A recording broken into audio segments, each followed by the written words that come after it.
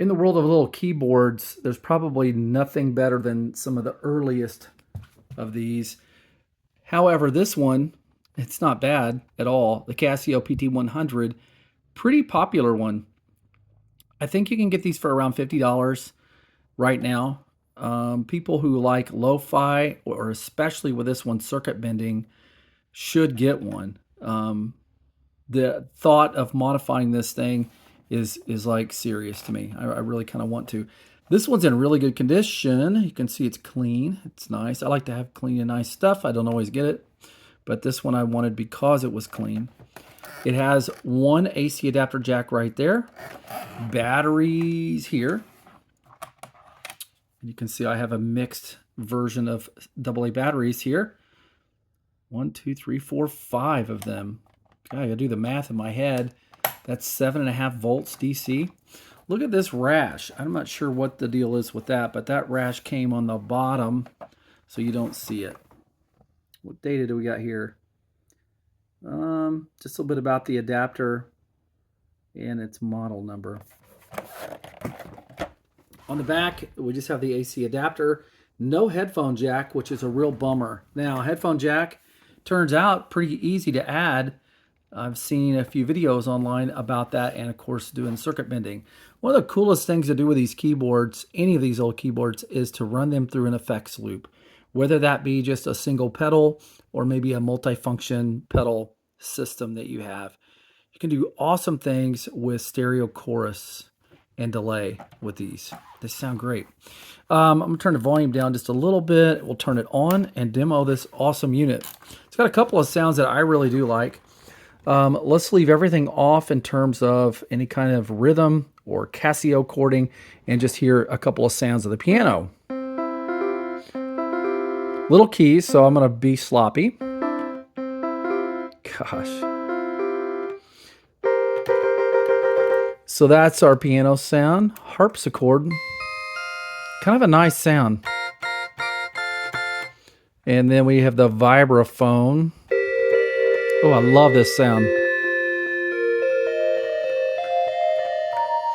Now we have polyphonic. You could probably pick that up. It states online that it's an 8-note polyphonic, but I'm not sure. It just feels almost like it's less than that. Now with this particular one, the vibraphone, there's such a sustain going on with the sounds, and it's really nice. That maybe it's just attenuating and quickly trapping. I almost feel like gating is the right word for that sound. Kind of gates pretty quickly, if you follow what I mean.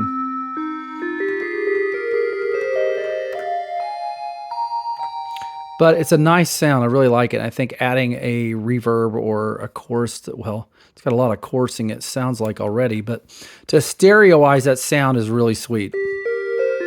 I didn't do anything just then. Now I did. The pipe organ, the jazz organ, and the flute.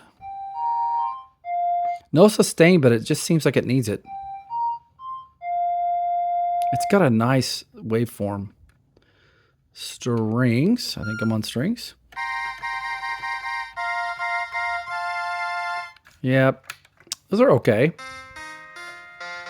I like the synth sound. It sounds so 80s to me, man.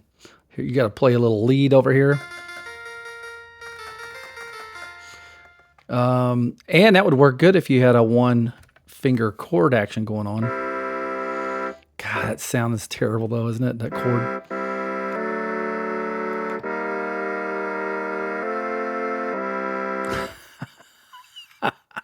Does it change with my sound? No. It's always the same sound, no matter what you're doing up here. And you're going to, obviously you don't need to do that. You don't need to do that whenever you're doing one finger chording.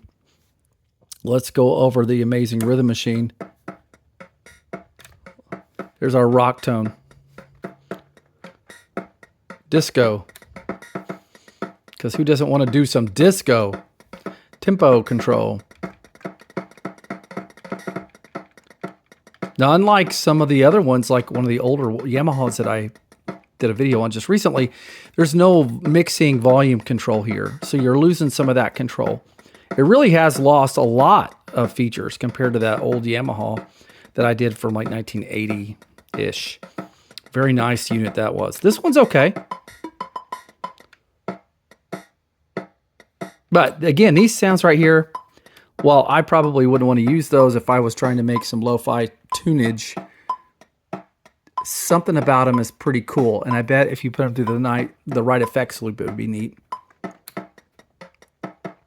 The slow rock one. Oh my, I almost want to create some music here. Let's get up to that vibraphone.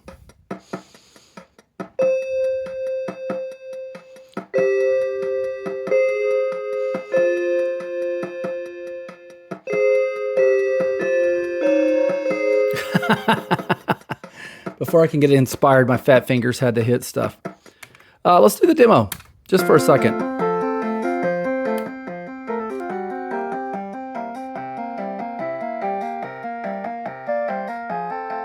I just feel like I need to pan my camera around during the demo.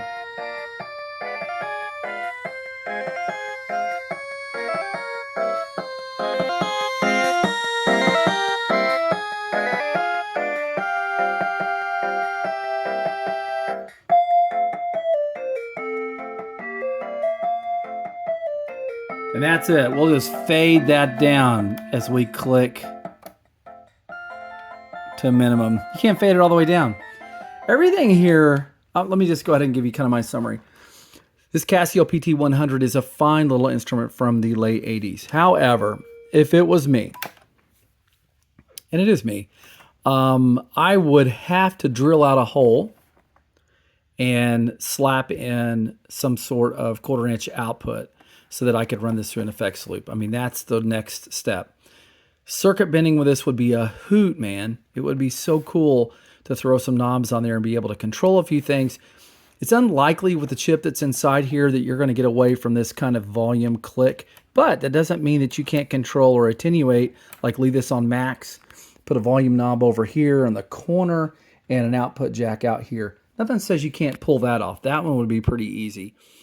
Everything else would be a circuit bending adventure, I think, in order to find the right pins and then add or subtract various, what I guess we could do, signal control, signal manipulation. But I don't see any of that happening digitally.